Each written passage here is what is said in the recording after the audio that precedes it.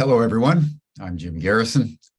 I want to welcome you to this session of Humanity Rising as we deepen our exploration into this extraordinary occurrence in the history of our species, the species Homo sapiens, that has been around for 250 to 300,000 years by the account of paleontologists and anthropologists, because our species has now reached an extraordinary milestone where collectively, for the first time that we know of, the entire species has the opportunity to collectively and all at the same time, given mass communication, to come to terms with the most fundamental reality of our universe, that we are not alone, that extraterrestrial intelligences, non-human intelligences are alive throughout the universe, and that in fact, they have been operating and present on planet Earth for some time. And there is evidence to indicate incontrovertibly that they have landed aircraft on the planet, that these extraterrestrial intelligences have interacted with people of all sorts around the planet, and that the US government, which has been the most ruthless in the suppression of this information, and has spent the last 75 years in secret trying to figure out how to reverse engineer the technology that they have garnered so that they can improve their weapon systems, is now being mandated by the US Congress in a bipartisan unanimity to begin the momentous process of collecting all the evidence that the 30 plus agencies of the federal government, from military to intelligence to homeland security to all kinds of military contractors, major corporations, that any evidence that they have about what is now being called unidentified anomalous phenomena have to be turned over to the US Congress in the first 6 months of 2024. And that President Biden will submit to the Senate a panel of 9 distinguished Americans that will oversee the dissemination of this information to the American and global public. And as you know, I have been asked by the New Paradigm Institute, which has been an integral player in the legislation, in the politics, and in the construction of the recommendations to President Biden of this 9-person committee, have asked me to go back to Washington and head up the New Paradigm Institute operations there as the Senate comes to closure in the 2024 National Defense Bill, which will be passed, as it turns out, on or about the 22nd of December, which is the solstice of 2023, the December solstice. It's a momentous occasion. It's the most momentous occasion in the history of our kind. And as I've been reflecting on it, I just want to share some of my initial considerations, because this opportunity is growing in my soul. And it strikes me, as someone who studied species history for many, many years, that if you think about it, when we were initiated in Eastern and Southern Africa, millennia upon millennia ago, 300,000 years ago, plus or minus, what we did is we fanned out around the planet. And because of our extraordinary dexterity and adaptability and creative intelligence and capacity to communicate, both verbally and in writing, and build technology, over the millennia, we established dominance in every nook and cranny of our planet. And basically, if you think about it, we were all looking down. We were all looking around. Other species, other human beings in a highly competitive way. And so our history for particularly the last 10,000 years, since the current iteration of human civilization, has been competitive, violent, hostile, and based on scarcity consciousness and the building of empires. And now, for the first time ever, humanity is being invited to look up to the stars in the full-hearted awareness that we are not alone. And this has given rise in my consciousness to another consideration. You know, I've often wondered, why are we here? Why did Mother Earth, this beautiful blue dot, as Carl Sagan, the great astronomer, called us, why did this blue dot, this superorganism, if you know the work of James Lovelock, this alive, conscious, intentional, compassionate, collaborative organism, why did it create our species? Why didn't it just limit itself to all the birds and the bees and the animals and the fish and the insects and all the other things that were living in perfect harmony together? And that somehow our species was so capacious, so extraordinarily dimensionalized, that we were even capable of losing track of the plot, that we were her children. But if you think about what this planet needs to interact with galactic civilizations and other life forms and intelligences, in some cases, millions of years more sophisticated than we are, it would take Earth creating us to transact that contact in a meaningful way that can consciously connect our planet, our ecosystem, to the stars. That's what's happening, my friends. That's the moment to which our species and the planetary ecology has arrived. Which leads me to the next point that I've been reflecting on.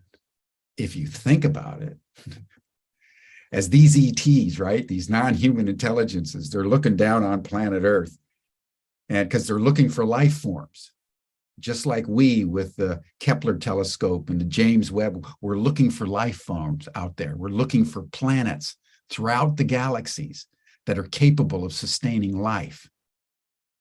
Well, that's what other galactic civilizations are doing too.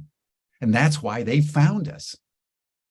We've probably been contacted by advanced probes from some galactic civilization that is doing a sweep of our part of the Milky Way. Just think that thought. This is pure Star Wars. And they found planet Earth. And what are they looking at? They're looking at the most advanced species killing each other, killing the planet, and acting like a virus, a carcinogenic virus. If you were looking at the Earth from outer space and seeing what humanity is doing, we're acting just like a virus, killing its host. So when you think about the metaphysical implications of contact with galactic intelligences, we humans have got to internalize that we've got to stop being a virus. And as soon as we possibly can, we need to stop our violence toward each other, stop our violence toward the larger ecosystem, and begin a process of radical collaboration at every level of human affairs. And I believe, as I've been reflecting on this, that this is an extraordinary opportunity for us. The fantasy that was coming into my mind yesterday as I was meditating on these things and just trying to take in the responsibilities that I'll be taking up as I move back to Washington. Just imagine the following scenario. President Biden, on December 22nd, on the winter solstice of 2023, as the Senate has passed the legislation embedded in the defense budget, the military budget, the synchronicities, the oppositional interactions of the weapons system bringing into public domain the very consciousness that would eliminate the need for the weapon systems. That's the poetry of history. That's the poetry of history. Imagine if on that day, President Biden, the President of the United States, announces to the world, my friends, today I'm privileged to announce that the US government is going to begin a 7-year process of divulging to the larger human community evidence, incontrovertible evidence, that we are not alone. And that therefore, as a species, for the first time in our entire journey on Earth, we have an opportunity out of our diversity to all come together around a new story for humanity, where we lay down our arms, we lay off our exploitation, and we come together as one. And just imagine if President Biden ordered all US military operations around the world to cease, starting with Ukraine. That all covert and official operations of hostility in the United States would call for a ceasefire and begin proactive collaboration with whoever the enemy is around the world. And the United States right now is engaging in hundreds of covert hostile operations in various parts of the world. We would have peace on Earth. Just imagine a campaign that all of us would get together in to designate the solstice of 2023 as a time where human beings taking in this information make a vow to do no harm, that from now on, none of us are going to harm anybody in any way, any animal, any sentient being. And we're going to live in harmony with the planet because, and this is the point, we will not survive contact with the extraterrestrials if they perceive us as a virus. They'll get rid of us because they want to enhance the life forms of the planet. That's why they're here.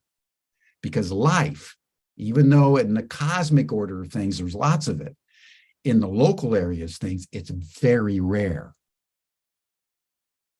Very rare. So when they find a life-capable planetary system, that's precious. And so for humanity to survive in a meaningful way, the connection with the galactic civilizations that are now beginning to scrutinize us and have been telling us, as far as we know, consistently, You got to get rid of your nuclear weapons. You've got to stop destroying the earth because you're violating the most fundamental law of a living universe. Do no harm, create symbiosis, regenerate your ecology to the optimal level. So humanity, in coming into this ET moment, is coming into an opportunity for the most radical transposition of values in the history of our kind. And for us to understand the magnitude of what we're doing here and why we were born and why our species has been created and sustained and nurtured by our mother here on Earth at this moment, is it blows your mind when you really take in the consequences and the implications of what it is that we're doing and the possibilities that are now before the human family. So Humanity Rising is going to be right in the middle of this mix. And the New Paradigm Institute is going to be doing all kinds of training programs because we've got to now elevate, looking down for all these years, looking around, now looking up. We've got to begin to cultivate, every single one of us, ET consciousness. How do we so refine our level of consciousness, our intuitive, extrasensory, perceptual capacities, so that we can begin to be open and attuned to these massively more advanced non-human intelligence extraterrestrials that are now populating the planet and want to commune? How do we learn to do that in an open-hearted way, not in a hostile, fearful way, as the national security state has been trying to condition us to do, to justify increased military budgets, but in an open-hearted way that embraces this opportunity and uses it as a way to recreate a new story, a new narrative by which humanity can become the master of symbiosis. And as a single planetary organism, we become the tip of the spear for our precious planet to look up to the stars and connect with open hearts.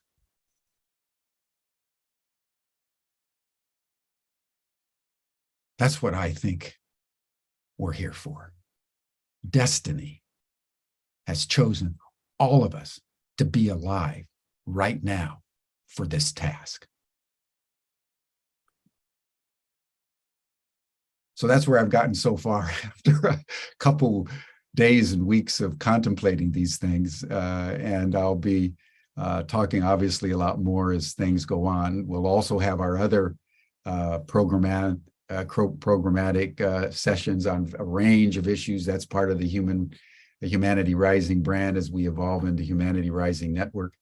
But today, we're going to dive in, and I want to welcome one of our own doctoral students, Linda White, who's been one of our stellar doctoral students. She comes from the Academy of Inner Sciences, Thomas Hubel. We have a beautiful relationship with Thomas, a good friend of mine and known to many of you because he's been on Humanity Rising. And Linda came through that program. And she grew up on nuclear military bases where her father was working and was familiar with the then called UFOs and non-human intelligence. It was part of the discussion, and went through the national security state constraints around classification and secrecy that really had a negative impact on her own father, and has struggled with that and has spent the last 45 years trying to understand and therapeutically apply the awareness about trauma and the deliverance that we can receive from trauma through a deep journey of the soul.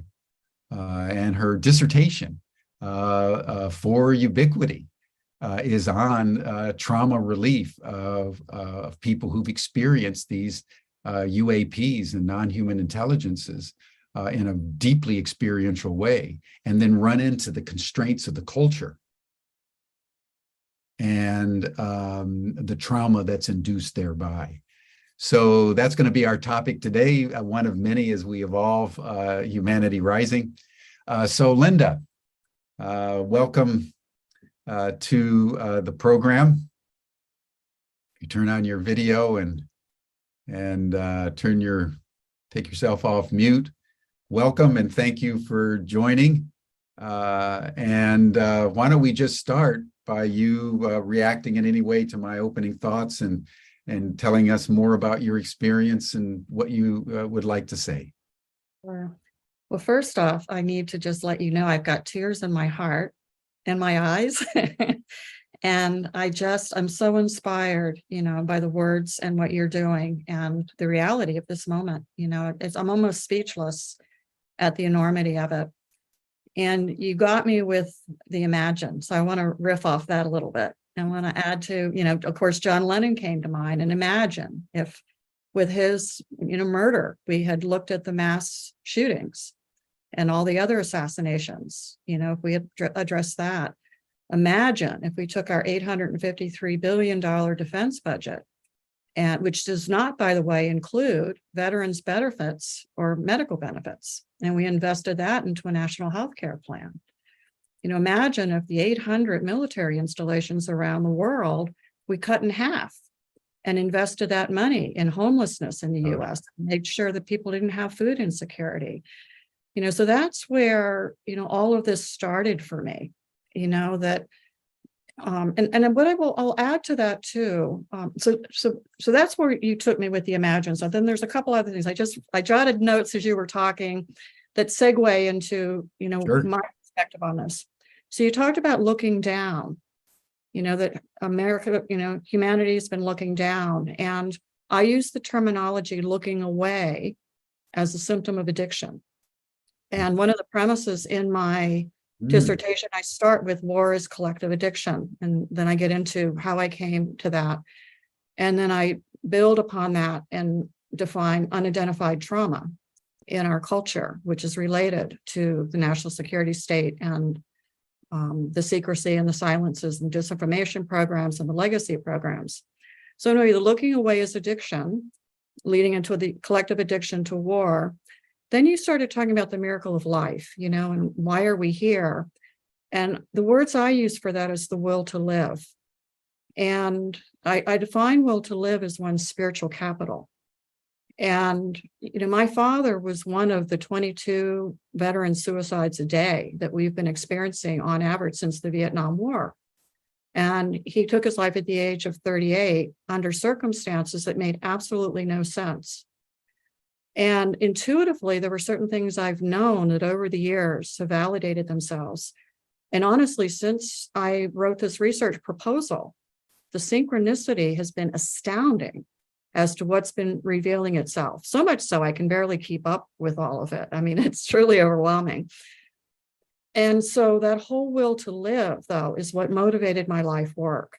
As I was 13 years old, and it was like, one of the concerns was, the beginning psychology of 101, is it nature or nurture? If it's nature, I'm a little concerned here.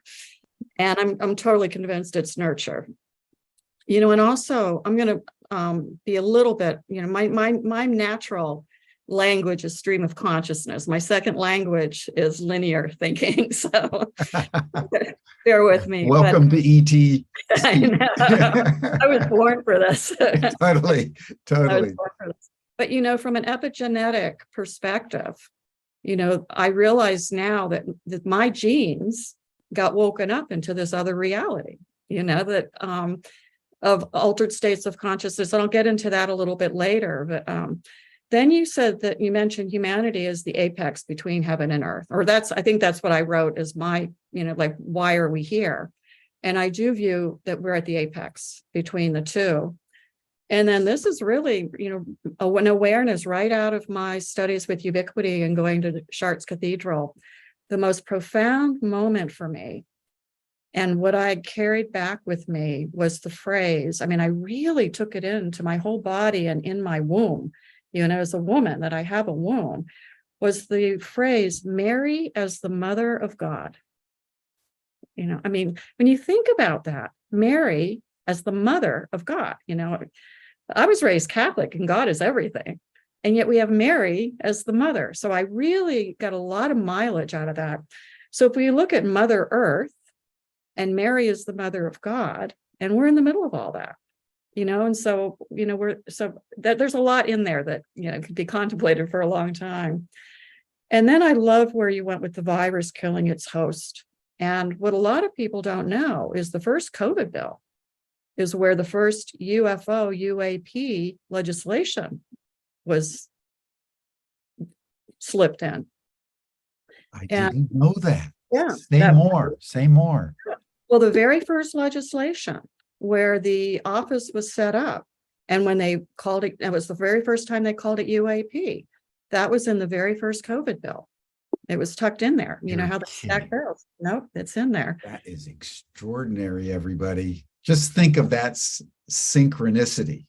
Yeah, I don't think it's a synchronicity. Well, let's call it a synchronicity. Yeah. That's deep, boy. Thank you. I didn't know that. Thank you. Yeah. And then again, what I'm kind of doing is I wrote these down, is translating what you said into the language I use. And so the virus killing its host is what I mean in my life work of the recovery of the will to live.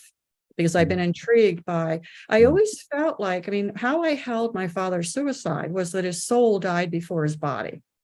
As I'm intrigued by that. And then, of course, where I am now with this, my own, where I'm landing at this moment, and it's what Anne Strieber, the wife of Whitley Strieber, had said when, for those of you that don't know, Whitley Strieber wrote a book on communion, and they just got flooded with letters from all around the world of people who had had abduction experiences.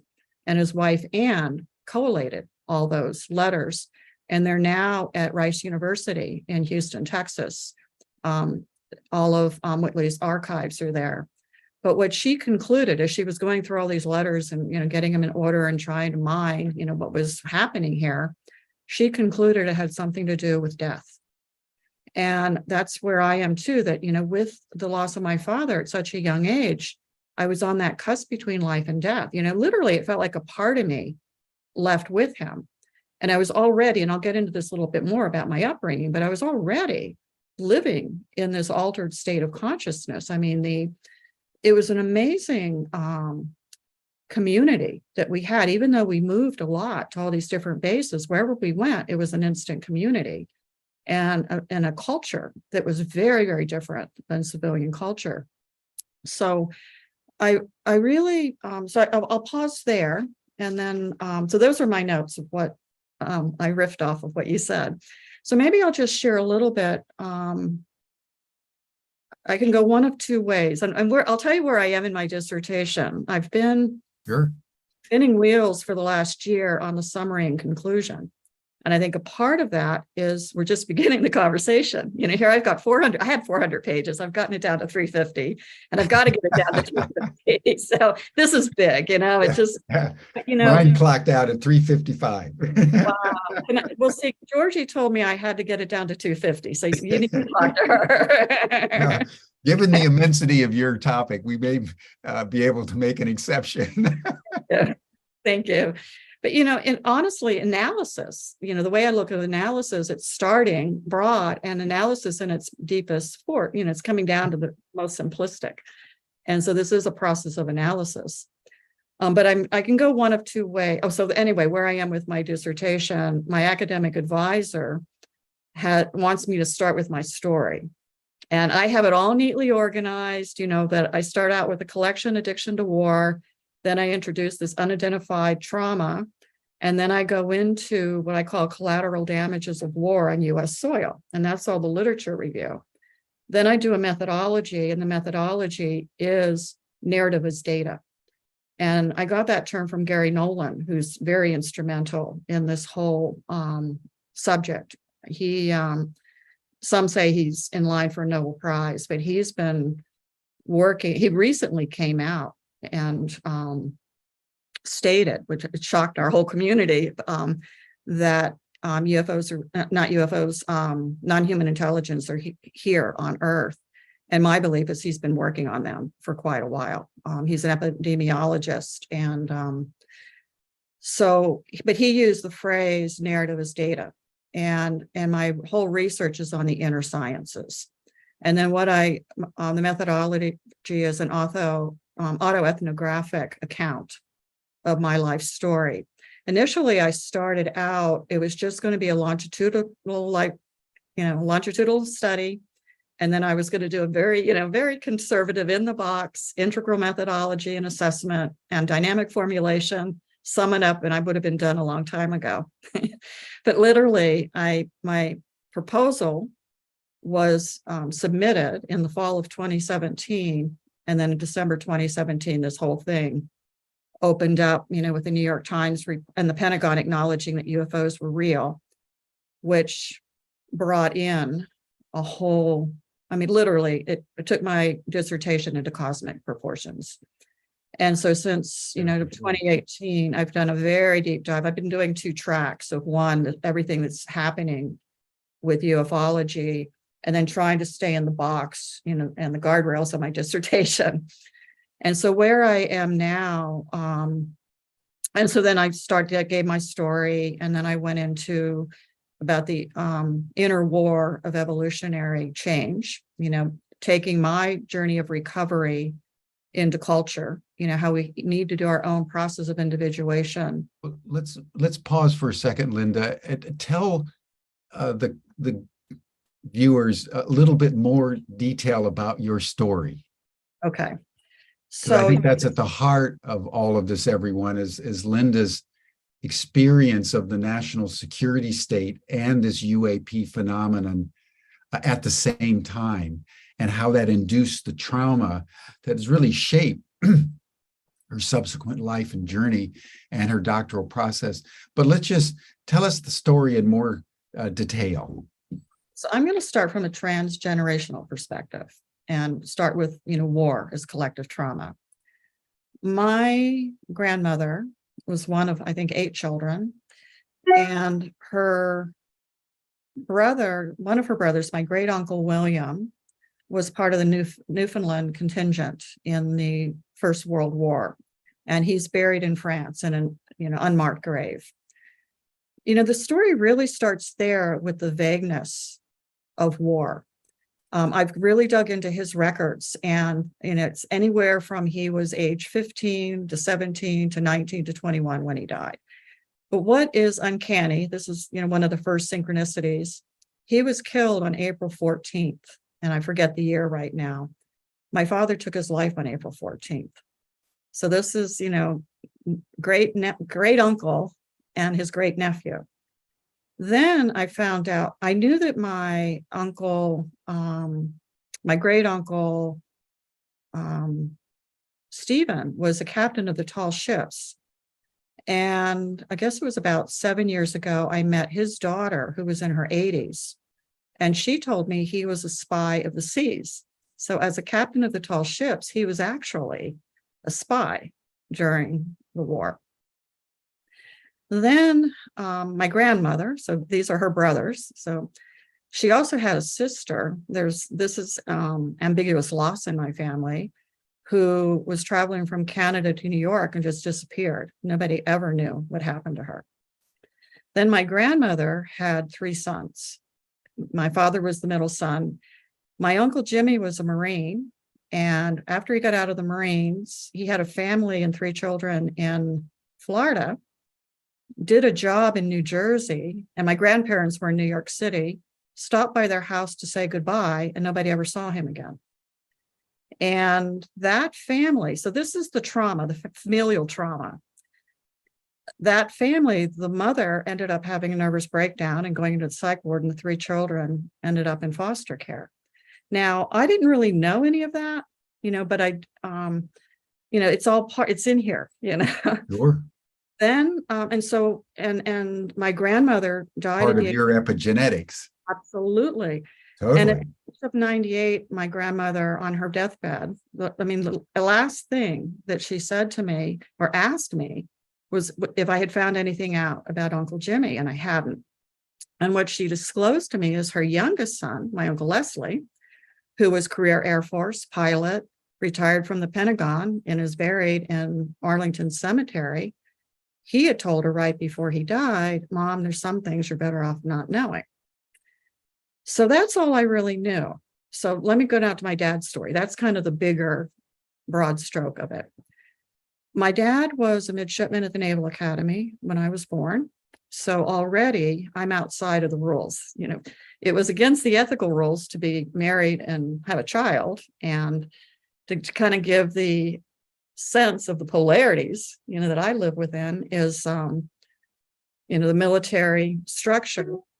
And my mother at the time was living with her parents above the Arcadian Bar and Grill in South Baltimore that her parents owned, and it was a boarding house. So for the first, and I actually attended my dad's graduation at the academy. So now he went Air Force after that. And what I knew, so there's a discrepancy between what we were told and what was true.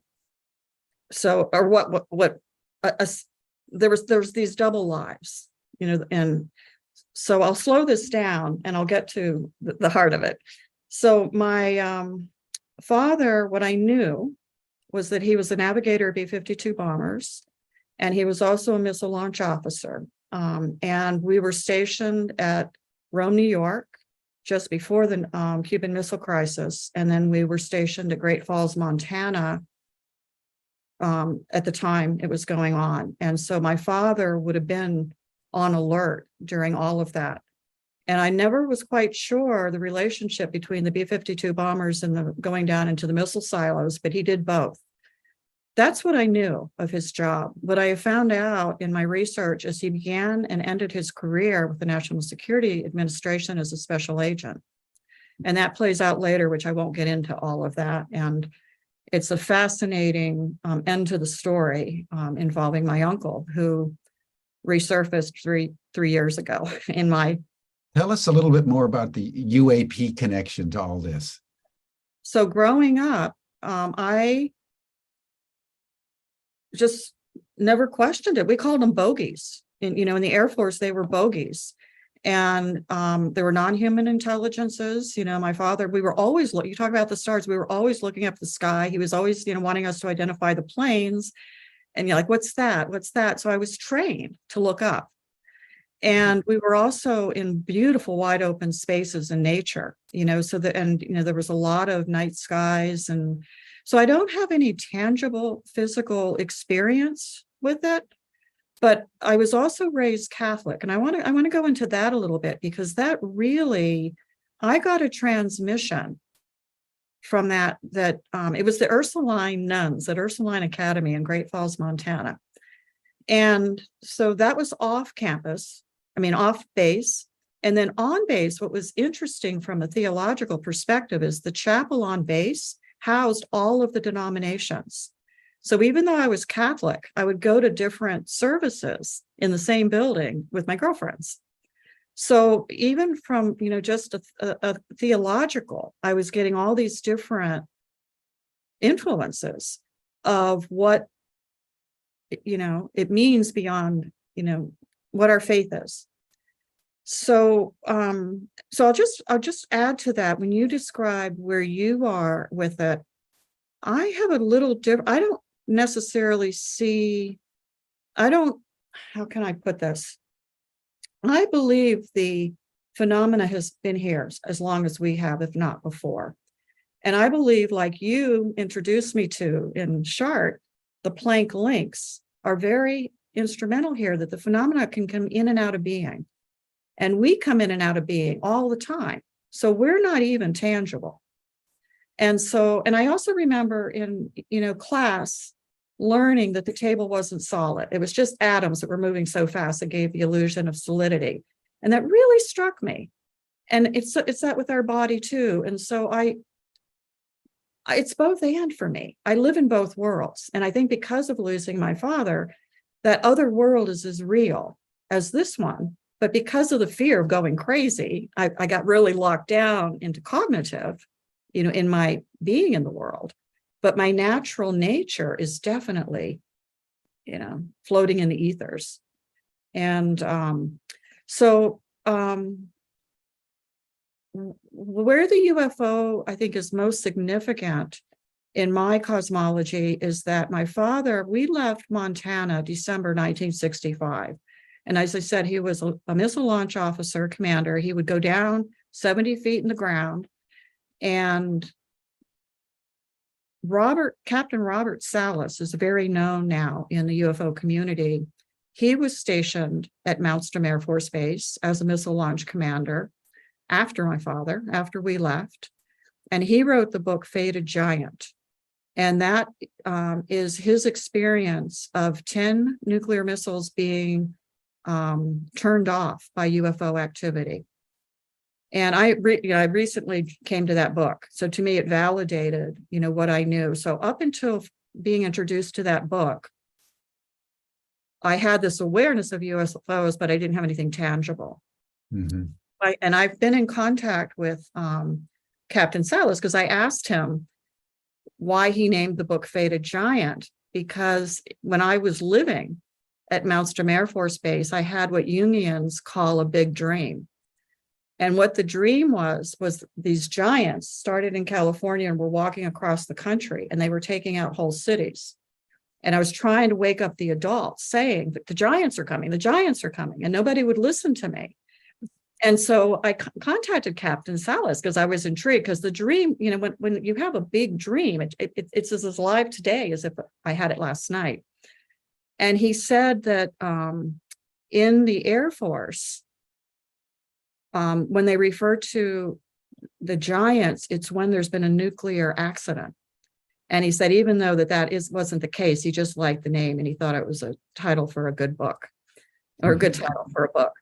So that, say more. Do you know, since you read the book, say more about what he recounted in the book about the 10 missile silos? So he was actually sleeping, and the person on duty got a call from the guards up above, and they were frantic. They were saying, there's lights and, there's UFOs and all this stuff. And the guy on duty kind of just dismissed it. He thought it was kind of a prank and didn't think much of it. And the guys, they called back and they were just frantic. So he woke up Captain Salas, and Captain Salas is like, nobody's taking it serious. And then all of a sudden the alarms go off that the missiles have been deactivated. And that's when he took it seriously. His job was, to turn these missiles on if we were under nuclear attack. So he didn't know what was going on. They were deactivated for 24 hours. They brought in all the authorities to try to figure out what went wrong. And to this day, they haven't explained it. And within 24 hours, they came back on. One of the guards was severely injured. And of course, they were all sworn to secrecy, not to talk about it. Why was the guard injured? How did the guard get injured? I think out of panic. This is the ontological shock. Gotcha. So I will bring they cited these UAPs. They were light around, and all of a sudden the missile silos went inert. Right. And from my understanding, there was another site. Now, I'm not up to date. I haven't gone deeply into this, but even in Montana, they would call them like Echo. There was like names for all these different sites, and the launch officers would go to the various ones. The guards would travel between these, and the guards had reported this was not an uncommon phenomena. What made it different was Captain Salas's willingness to disclose, I think. But right. There had been another, like a week before, there had been another site in the area that another 10 had been disabled. And my feeling on that is that they, the energies, I don't even call them EFOs, ETs or UFOs, or I just look at it as energy. And these energies of higher intelligence, were intervening in the nuclear. The Roswell incident occurred right after we detonated the first bomb, right there. And the other thing people don't know is that whole area is where the SAC, my father was SAC, it's the Strategic Air Command, and the SAC base was in New Mexico, right where all of that happened. And so again, I think it was another intervention, because they do tend to hover around these nuclear installations. And I mean, the other part of my background is as I got into the ufology, the last several years, every military base that's involved, my dad had some involvement with. Also, he had a master's degree in aeronautical engineering that was issued by Wright-Patterson Air Force Base. And Wright-Patterson is where it's, suspected that the bodies in the craft were taken after Roswell. And I'll just one other piece with just transgenerational trauma, because my whole focus on this, my lane of interest is the trauma recovery, is the transgenerational. It's what I call inherence of consciousness. So my family never talked about any of this.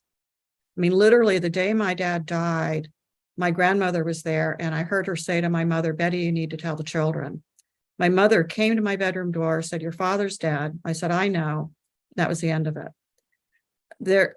Wow. Thank God for the foundation that I had. I mean, I really had a good foundation the first 11 years of life. Ages 11 to 12, it was like WTF. And then at age 13, it was like, okay, I'm on my own here. I was catapulted into a whole nother worldview. And what happened is I learned, I'm very good at achievement and appearances. I'm really, and the beauty of going from different military bases, I know how to assess the situation and fit in,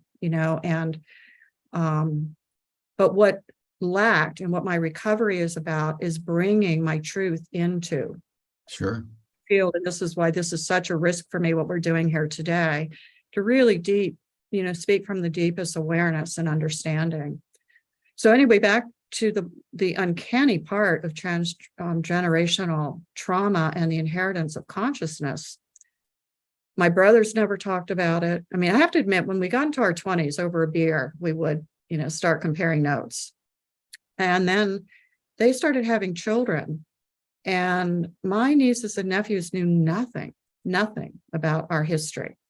But one by one, they would come to me and say, "Aunt Linda, what's wrong with our family?" Because again, by appearances, these kids wanted for nothing. They're all successful. They're all engineers of some sort or attorneys. And then recently, my last niece just said, "Why don't we talk to each other?" Well, but what's uncanny, this is the inheritance of consciousness. And I've seen this over and over and over in my work. No matter how much we try to protect generations from trauma, it has a way of coming through. Well, my father was an aeronautical engineer. My brother also was an engineer. He went into ocean engineering. And I just want to dissect that for a minute too, because this occurred to me. Well, I'll finish the story and then I'll come back. So when my nephew decided to go to school, he chose to become an aeronautical engineer. My brother kind of freaked out and said, "Are you sure you don't want to go into aeronautical engineering? I mean, into what's the other, aerospace engineering?" And my nephew was really clear, "No, aeronautical." I got to thinking about that. I mean, I never thought about it before. Aeronautical is air and sea. And when they renamed UFO, so UFOs got named to UAP. It was initially unidentified aerial phenomena. Mm-hmm. And then they changed it to unidentified anomalous phenomena. And the reason they did that is the phenomenon is transmedium. It goes from space to air to water. And so anyway, so I'm trying to say a lot here in that, one, the enormity of the phenomena, but two, this thread that I'm following of transgenerational trauma and the inheritance of consciousness, and how my nephew, not knowing any of this history, picks the exact same. It's like he's picking up the thread that my father was on. And and then his son is just mind-boggling, is like the spitting image of my dad. So, that's a whole nother aside, but so I'm going to pause there because it's really easy for me to get caught up in. Well, I'd like to circle back then again to the trauma associated with UAPs, because you've been dealing with trauma of all kinds, addictions and and all kinds of trauma. How would you characterize the particular trauma associated with people who've had experiences of these UAPs in one way or another, and are then constrained by the culture who, asserts this isn't true, or you're crazy, or whatever? That's what John Mack at Harvard was dealing with, is the government was asserting they were crazy and wanted him to diagnose them, and he realized that they were completely sane. So since, as you're a trauma specialist, how would you describe the particular trauma associated with UAP experiences? Beautiful question, Jim. And there's two tracks. The one track is my personal recovery. And because there was no track for it, I entered first through the recovery rooms. I had started studying psychology to fix myself, because in my family, we don't talk about things. I had no intention of being a therapist for the rest of my life. I probably would have been, in high school, my friends called me a defense attorney because I could argue any side of any point. I probably would have gone more into like architecture or be an attorney or some of the sciences. But I was so traumatized by the loss of my dad. And, I was really into philosophy and all of anything to understand, make sense of all this. So I got into psychology just for my own. And by the grace of God, this was divine grace, we were asked to go to 6 anonymous recovery meetings, better known as the 12-step meetings. And one of the meetings that I attended was an adult children of alcoholics meeting. And in those rooms, there's 3 family rules that were identified. Don't talk, don't trust, don't feel. And those rules apply to the military culture. The don't talk is the non-disclosure agreements. Don't trust, that you don't really know what's true. And I can, give, all kinds of examples of that. My great uncle, for example, how old was he when he died, and then don't feel, you've got to, so I entered into the recovery. Well, first I started attending as a graduate student. That was my nature, to kind of observe, listen, and learn. And eventually I started attending. So that started my recovery process, which is based on spiritual traditions and principles. That gave me enough trust to enter into therapy. And I started with hypnotherapy. And I self-diagnosed myself because I was so afraid of, being deemed crazy. So I self-diagnosed as post-traumatic stress. And so I'll shift to my research. I've unpacked that over the years. So in my own recovery process and my own professional life, because it was a one-to-one mapping, my own recovery and my professional work, they're totally interwoven. And I developed the terminology of traumatic heart injury for traumatic losses without closure, and soul shock, for the shock that I felt of the going from one worldview to another worldview. Today, John Mack coined the term ontological shock, for what I was referring to as soul shock.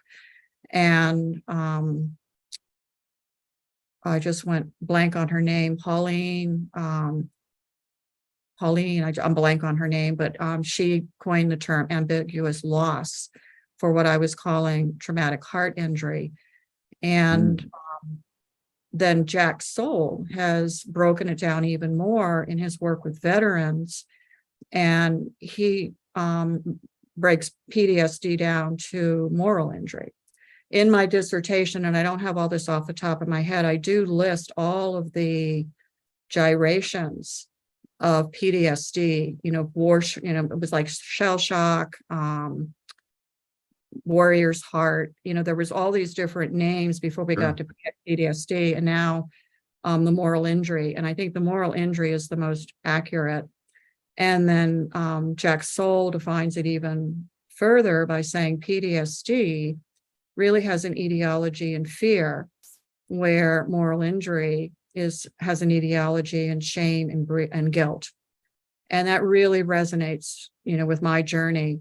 Now, I will say this to my own recovery. When I was going through it, was really non-traditional. I'm very traditionally, academically, conventionally trained, but I did another track of transpersonal psychology, Jungian psychology, somatic therapy, shamanic, and wove those two together. Mm-hmm. And I'm really convinced that when this trauma for veterans and also experiencers needs to be in non-rational states of consciousness. And because that's where, Thomas Hubel teaches that trauma that occurred in relationship needs to be healed in relationship. And I believe that trauma that happens in non-ordinary states of consciousness needs to be healed in non-ordinary states of consciousness. Very and the good culture point. that I grew up in was a non-ordinary state of consciousness with a very structured, it's crazy, how, I love the structure. I feel very blessed because I had the structure of military culture. I had the structure of Catholicism. And then I had this wide open cosmology that, I was encouraged, to swim in. And one other thing, I just want to circle back to the dissertation because it started out, I'm going to read it because I want to, it's because my recovery started in the recovery rooms. Let me just see.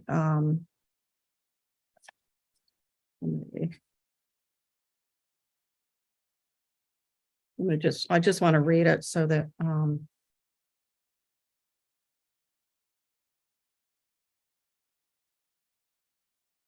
another point I wanted to make, I feel where we are, it's a recapitulation of the 1960s. We had the civil unrest then, and we've got, incredible civil unrest right now.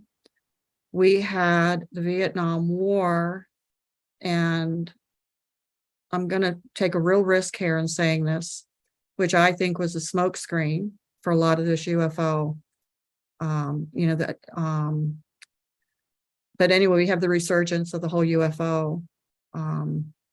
And then we're having another resurgence of the LSD, where everybody was experimenting then. And now LSD is part of the therapeutic milieu. It's a therapeutic tool, as well as marijuana. So I wanted to say that bear with me just a minute. I want to.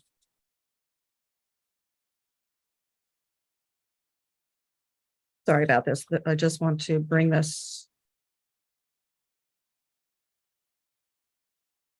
Okay, Thomas Hubel talks about trauma as, when there's trauma, it's like we're skating on a frozen lake. And then he talks about the dark lake. So this lives in the dark lake. And my recovery and life work, I love swimming and I love deep dives. So I've been, swimming around in this for a very, very long time. It's important that we start with a soft defrosting of this frozen lake. And what I see is so many people have gotten lost in that lake because of the denial that we've had. So I'm just going to read this. This research takes a deep dive into the dark lake of the relationship between UFOs and the rise of the national security state. It's told from a first perspective of lived experience of the impact of secrecy and silencing on the lives, livelihood, and sanity of those privy to UFOs, known as experiencers and their families. It shares the trauma and recovery process of the transition from military culture of being in the know to a civilian culture with a need to know. The intention today is to stay on the surface of the lake. However, my passion is to swim in the depths of these waters, and it's a dream come true to find collaboration on this topic and the synchronicities that have unfolded since the initial submission of the proposal in the fall of 2017. I want to read just one more thing, and then I did attend When Cosmic Cultures Meet in Washington, D.C. in 1995. And that was a gathering of scientists from all over the world. And they started that conversation with. We're not here to talk about whether there's alien life on this planet. We're here to discuss how we're going to relate to them. Now, that was in 1995 in, DC. So this is not a new conversation, but what's new is that it's coming into culture. Exactly. Okay, Lena, so the working title is UFOs in the National Security State, an evolutionary recovery and individuation process from unidentified transgenerational trauma. And I'm trying to find the working hypothesis. I should be able to say it off the top of my head. Anyway, I'll pause there. I'm getting lost. That's all right. This is probably a good point to bring our conversation to a close. I really commend you, Linda, for the courageous way you've traversed the UAP national security state world with the, unfortunate death of your father, and have been both skating on the ice, but also diving deep into the lake underneath the ice. Because I think what you're saying at a level of you as a microcosm is true of just about all of us, as at the level of the macrocosm. The whole world has been in some sense traumatized by the suppression of this information and the concerted attempt by the national security state to exert dominance around the world in a way that can only be described as a virus.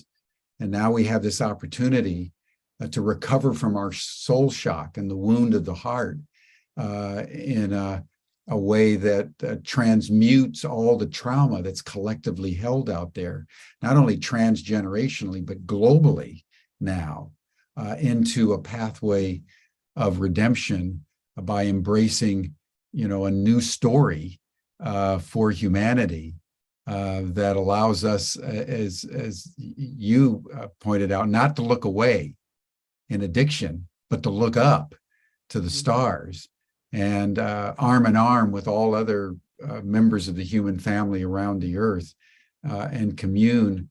And I think what I'm taking away from what you said earlier on is the difference between linear language and free associational language. I think as we meet the non-human intelligences and the extraterrestrial intelligences, we're going to have to learn how to think with our hearts in a completely new way, because we're going to have to access a multi-dimensional cosmos where everything's coming in and out of existence and everything can be fractionated. And therefore, this linear, logical, analytical left brain way that we have conditioned ourselves to experience reality has to fall away. So in some ways, you are embodying the kind of human we need if we're going to become not Homo sapiens, but Homo noeticus, as we move into a whole new era of human evolutionary development. So thank you so much for gracing us as you have today. And I just want to open it up to you to make any final comment you would like to make. Yeah, Jim, thank you so much for this opportunity. My evolving edge is having the courage to speak, openly about these things. And, I did the timeless wisdom training with Thomas, which was part of, its collaboration. And every time I would try to get, I'd have the opportunity to have Thomas alone and I would ask a question. Every time he said, bring it into the room. And I couldn't, because I didn't trust, the safety of the container. I just wasn't ready because it was so murky. And yet the gift that he gave me and you gave me was the opportunity to write this dissertation and get it down on paper. And so when you asked me, I had to say yes, but at the same time, I was absolutely terrified, that, and this is a huge part of my recovery, to be able to have this conversation with you and everybody that's listening. Beautiful. What I would like to say, though, is you talked of, the frozen lake, what occurred to me, I grew up in the deep lake. There wasn't any frozen lake. It was just and then I realized my father taught me to swim, and I love swimming. I love the water. And what happened, with this trauma is that lake, I had to pop through it, from underneath and skate on top. And that's kind of been what my life has been, is I operate in the world. I mean, I'm high functioning and I'm a great skater, but I love to go back down and swim in these waters.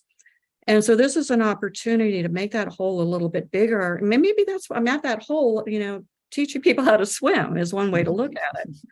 The other piece that I just want to point out, and why I wanted to read my initial proposal and how it's morphed, is that the other thing I bring to this conversation, because I started out with the societal ills and diseases of despair, and I'm in a unique position of when I'm growing up in a military family, we had government subsidized housing, we had national health care, and my education was paid for the first year of my college because of my father's military service. I went to private school, and we belonged to the country club. So, this economic divide in the US today between the haves and the have-nots, and then I also lived out of the country for 10 years. So when I came back in, which is around the time I met you and Thomas Hubel, I was in culture shock. I mean, it was like, and there was no way I was going to step back on that treadmill of insanity that I witnessed in the US. And literally, and what I realize now, what I really firmly believe is it was my initiation process for these conversations that we're just starting to have now. That was another existential crisis and another total letting go of the worldview I knew that worked. I had a successful life, and I literally started all over again with nothing. So I'm testimony to the fact that we can, and I had to go through it to trust what I already believed, but we literally create from nothing, and that this whole thing about things coming in and out of being,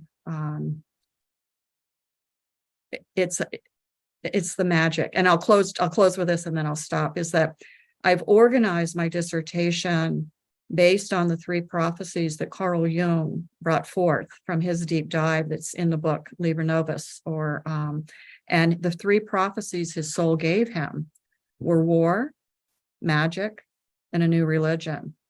And so I start the literature review with war. The magic is this whole therapeutic process, transpersonal research. And the new religion is what's coming out of the ufology, that it's that culmination of all the religions. And, I have felt very alone in this journey, but, you and Thomas Hubel have been my brothers. And I'm going to get emotional, because it's just beyond what I could have imagined, and we're just getting started, we are just getting started. And so that old life, when the door shut in 2010,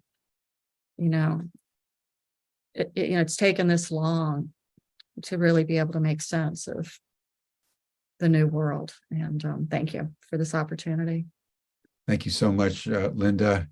More to come, everyone, as we embark on this journey.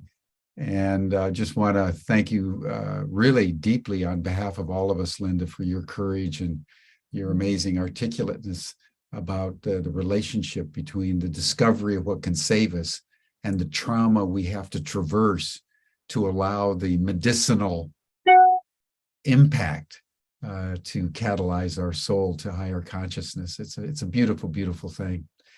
So that brings us to a close, everyone.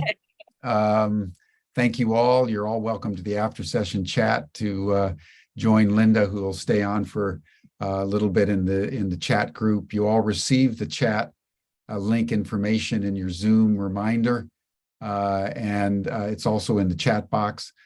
So we'll then see you all again tomorrow for the next session of Humanity Rising. Thank you, Linda.